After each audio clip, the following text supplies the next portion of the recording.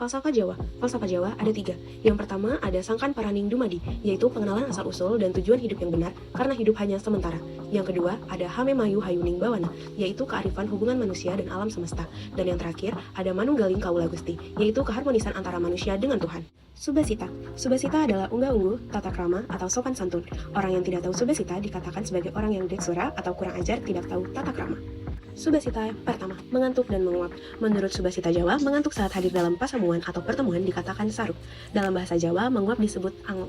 Menguap terkait erat dengan kantuk. Menguap juga merupakan perilaku tidak sadar orang yang bosan. Kalau kita sedang menerima tamu, baik di rumah maupun di kantor, jangan sekali-sekali menguap. Hal ini sama saja mengusir secara halus. Subasita yang kedua, perilaku jari dan tangan. Ujung kuku yang hitam kotor membuat tidak nyaman orang yang melihat. Di depan umum tidak boleh garuk-garuk, tidak boleh ucap-ucap, tidak boleh mengorek lubang telinga, dan tidak boleh mengupil. Memberikan sesuatu yang ada pegangan atau pangkalnya, maka yang kita hadapkan pada si penerima adalah bagian pangkal atau pegangan, bagian ujung atau bagian tajam menghadap ke diri kita. Dalam budaya Jawa, berbicara dengan tangan bergerak ke sana kemari dianggap perilaku tidak sopan. Menunjukkan sesuatu sebaiknya dengan ibu jari atau jempol, jangan dengan jari telunjuk, apalagi dengan mengacungkan kaki, amat tidak sopan. Subasita yang ketiga, buang angin, buang hajat. Kalau kita terpaksa buang angin, apalagi keluar bunyi, cepat-cepatlah mohon maaf kepada teman di dekat kita. Jangan diam-diam saja ya. Kebelet buang hajat juga sesuatu yang tidak bisa ditahan.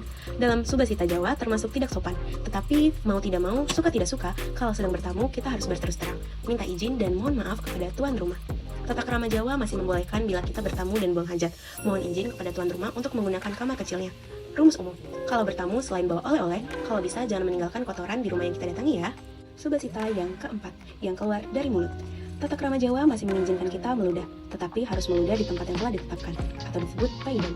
Terkait dengan tata krama dan penularan penyakit, jangan buang ingus di sembarang tempat dan suasana ya. Bila kita bersin atau batuk, sebaiknya menoleh ke samping kiri atau kanan yang tidak ada orang dan mulut kita tutup dengan telapak tangan. Bila keluar ingus, bersihkan dengan sapu tangan atau tisu. Subasita yang kelima, marah. Bila sedang menerima tamu, jangan marah kepada siapapun. Bila ada salahnya, biarkanlah dahulu. Marahlah atau luruskan kesalahannya setelah tamu pulang. Marah saat menerima tamu akan membuat tamu merasa tidak nyaman, bahkan bisa merasa diusir secara halus. Jangan ikut memarahi kalau tuan rumah sedang marah kepada seseorang. Misalnya, tuan rumah memarahi anaknya, bantunya, atau orang lain yang pas datang saat kita bertamu. Subasita yang keenam, bicara. Jangan bicara dengan suara keras. Tata krama Jawa memang mengajarkan agar kita tidak bicara keras-keras, apalagi kalau posisi kita dekat dengan teman bicara kita. Jangan bicara dengan berbisik-bisik, apalagi kalau ada orang lain lagi di samping teman bisik-bisik kita. Ada peluang kita disangka ngerasani orang itu. Kalau memang ada pembicaraan yang bersifat rahasia, keluar dulu ke tempat lain supaya tidak dicurigai bicara yang bukan-bukan. Jangan bicara sambil tertawa, karena termasuk deksura. Sudah semestinya pula kita tidak tertawa atas apa yang kita bicarakan. Yang tertawa mestinya teman bicara kita.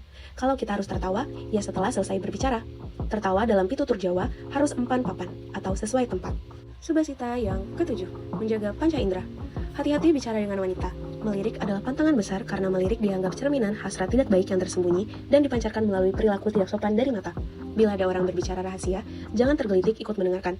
Kalau mendapat suguhan makanan atau kue, jangan terlalu lahap tetapi juga jangan kelihatan enggan. Terlalu lahap, apalagi sudah ikut makan, masih bawa pulang. Maka terlalu sedikit juga tidak sopan. Jangan sampai kita mencela makanannya tidak enak. Subasita yang ke-8, merokok. Merokok saat bertamu merupakan perilaku deksura. Jangan merokok rokok kita sendiri. Tunggulah sampai ditawari rokok oleh tuan rumah. Jadi kalau tuan rumah tidak merokok, kita jangan merokok. Setelah rokok suguhan habis, jangan mentang-mentang boleh merokok lalu menyalakan rokoknya sendiri ya. Subasita yang ke-9, makan.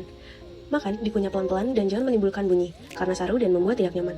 Jangan menggigit daging kemudian ditarik dengan tangan, atau memotong dengan kedua tangan. Potongan daging jangan besar-besar, yang pas di mulut saja sehingga kita tidak sulit mengunyahnya. Hati-hati menggunakan tusuk gigi. Mencungkil makanan yang terselip jangan demonstratif. Tutuplah dengan tangan.